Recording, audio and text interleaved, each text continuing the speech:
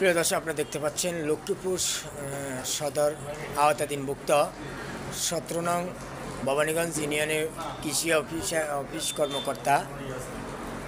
আপনারা দেখতে পাচ্ছেন এই তালাটা মনে হয় না যে 6 মাস 1 বছরের ভিতরে খোলা হয়েছে। আপনারা দেখতে পাচ্ছেন তালার মধ্যে আপনার মুচকা পড়ে রয়েছে, ময়লা আবর্জনা পড়ে রয়েছে। এই কৃষি অফিসটা দীর্ঘদিন থেকে বন্ধ, কিন্তু কৃষি কার্যক্রম চলছে। কে বা কারা কাদেরকে দিচ্ছে, কারা আসতেছে, সে বিষয়ে আমরা এখন আপনাদেরকে এখানে স্থানীয় যারা আছে তাদের কাছ থেকে সাক্ষাৎকার নিয়ে জানাবো। আপনারা আমাদের সঙ্গে থাকুন।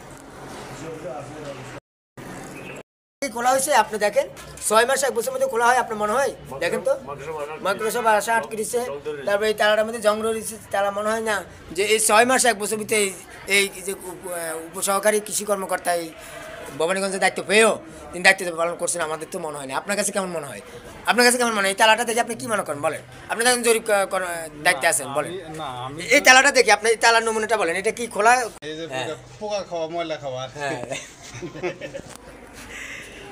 আপনারা দেখতে পাচ্ছেন আমরা ইতিপূর্বে একজন দায়িত্ববান জরিপ এখানে কিছু দায়িত্ববান ব্যক্তিরা রয়েছেন, তাদের কাছ থেকে আমরা জানতে পারছি। তারাও বলেছেন যে আসলে এটা কবে খোলা হয়েছে সেটা আমরা জানি না। তবে এখানে যে মনস্কে এবং যে আপনার পরিচয়টা দিচ্ছ। আমি মোহাম্মদ নুরুল হুদা, ইউনিয়ন পরিষদ প্রশাসনিক কর্মকর্তা, 17 নং ভবানীগঞ্জ ইউনিয়ন পরিষদ সদর। আচ্ছা, আমরা আজকে যে বিষয় আসছি সেটা হচ্ছে আপনার যে কৃষি অফিসের যে বিষয়টা। আজকে আমরা সরজমিনে এসে যে কৃষি অফিসে যে দরজা তালা ঝুলানো অবস্থা দেখেছি, এবং সেখানে যে জর্জরিত অবস্থা, নোংরা আবর্জনা হয়ে আছে এই কৃষি অফিসটা, সেই হিসেবে আপনি কী বলবেন?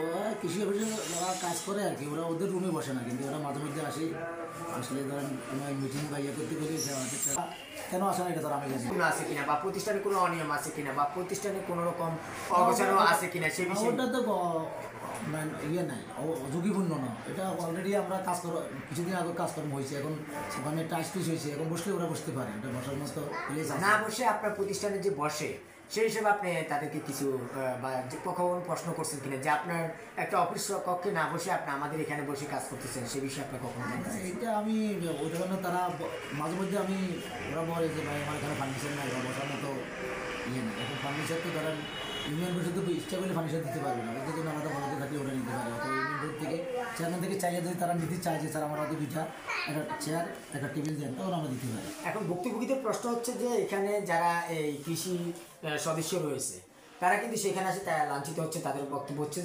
যে আমরা এখানে আসি কৃষি অফিসকে পাচ্ছি না, কৃষি অফিসে দীর্ঘদিন থেকে এই তালা ঝুলানো অবস্থা আছে, কিন্তু এই কৃষি অফিসে কে আছেন এই ইউনিয়নের দায়িত্ব আমরা তার নামও জানেন, তাকেও আমরা চেহারাও দেখি নাই। তো এই বিষয়ে আপনি কি বলেন? তারা যখন বিশেষ প্রয়োজন হয় বা তাহলে বিশেষ প্রয়োজন বা মিটিং যখন হয় বা ভোগাভুগির তালিকা প্রস্তুত করতে হয়, ইউনিয়নের সাথে পরামর্শ করতে হয়, তখন তারা আসে মিটিং করে। এর আগ পর্যন্ত মাঝে সেবার জন্য এই প্রতিষ্ঠানটি খোলা চাচ্ছেন, নাকি যে অবস্থায় আছে এই অবস্থায় থাকাটা আপনি বলেন? না, অফিস খোলা তো অবশ্যই তাদের এখানে খুলি, তাদের যদি এখানে পার্মানেন্টলি বসে, মাঝে মধ্যে বসে অন্তত, তাহলে অন্তত কৃষকরা তারা নির্দিষ্ট স্থানে পায়।